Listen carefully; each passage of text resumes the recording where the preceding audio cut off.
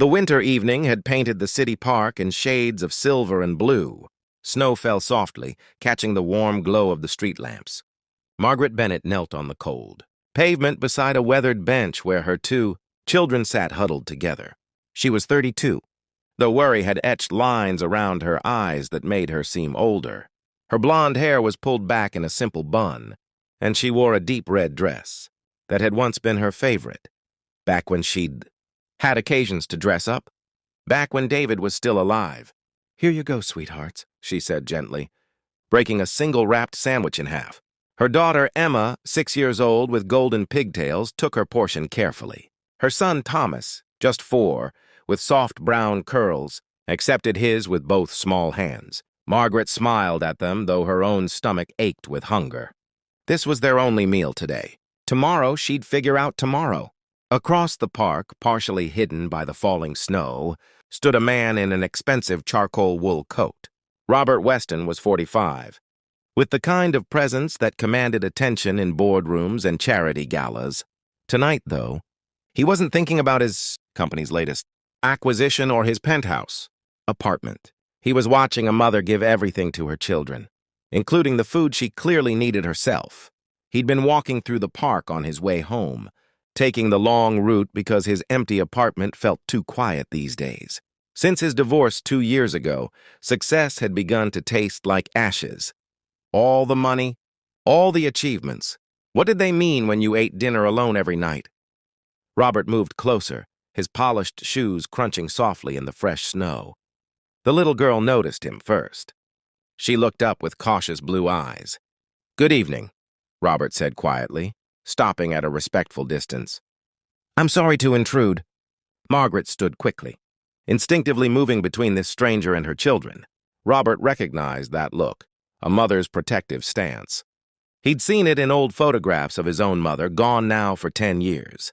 "We're fine, thank you," Margaret said, her voice steady despite the tremor of cold running through her. Robert nodded slowly. "I'm sure you are. I was walking by and—" He paused, choosing his words carefully. "My name is Robert. I lost someone very dear to me a few years back, and since then, I've found that the hardest moments are often the ones where we're too proud to accept a kindness." Something in his voice made Margaret's defensive posture soften slightly. She saw genuine sadness in his eyes, a loneliness that mirrored her own. "I'm Margaret," she said after a moment. "These are my children, Emma and Thomas." "Hello, Emma. Hello, Thomas," Robert said, and both children offered shy waves.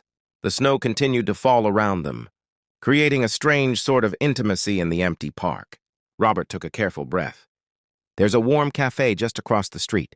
Would you allow me to buy you all a proper meal? Not because I think you need charity, but because I could use the company, honestly, and it would honor someone I loved who always believed in showing up for people." Margaret felt tears prick her eyes. Pride warred with necessity, with the cold, with her children's hunger.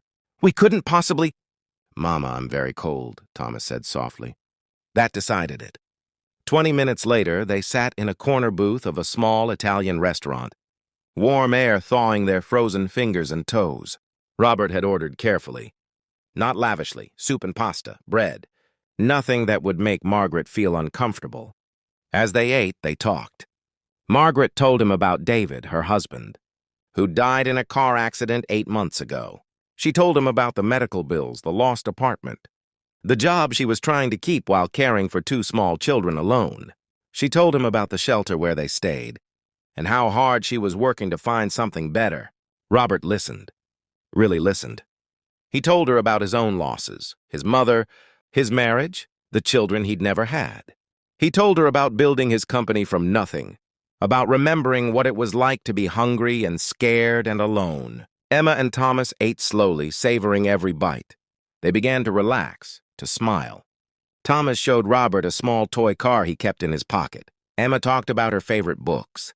As the meal ended, Robert excused himself briefly. When he returned, he had a few shopping bags. "Some warm clothes from the shop next door," he explained. "For the children. And Margaret, I hope you won't be offended, but I'd like to help you with something more substantial." He placed a card on the table. "This is the contact information for my property manager. I own a building not far from here. There's a vacant apartment. Nothing fancy, but it's warm and safe. I'd like you to have it, rent-free for 1 year. That should give you time to get on your feet." Margaret stared at the card, unable to speak. "There's one condition," Robert continued gently. "Once you're stable, once you're able, I'd ask that you help someone else who needs it.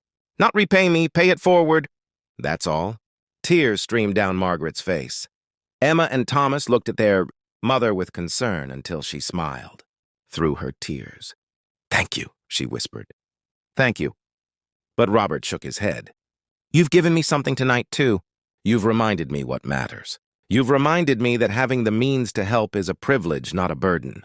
3 months later, Margaret had her job situation stabilized. 6 months later, Emma started first grade at the local school. Thomas made friends at the park, the same park where they'd met Robert, though now they visited it for joy rather than desperation. Robert became a fixture in their lives, not as a benefactor, but as family. He attended Emma's school plays and Thomas's first t-ball game. He had dinner with them on Sundays. Slowly, both he and Margaret healed from their respective losses, their loneliness. The apartment building became a haven for others, too. Margaret suggested it, and Robert agreed. They could help more families, offer more fresh starts. Margaret even began working part-time managing the building, coordinating services for the residents. On the 1-year anniversary of that snowy evening, they returned to the park bench. This time they weren't alone. A dozen families they'd helped over the year joined them, along with volunteers and supporters who'd heard their story. Robert looked at Margaret, at her children, so much healthier now, so much more confident. He looked at all these faces, all these lives that had changed because one act of kindness had rippled outward. "You know," Margaret said softly, standing beside him, "you saved us that night." Robert smiled. "I think we saved each other." The snow began to fall again, gentle and silent. But this time no one was cold. This time everyone had somewhere warm to go, someone who cared and hoped for tomorrow. Sometimes the greatest wealth isn't measured in dollars. It's measured in moments like these, in the courage to be vulnerable, the grace to accept help, and the joy of sharing what we have with those who need it most. That's the truth Margaret and Robert learned together, and it's a truth they spent the rest of their lives sharing with anyone who would listen.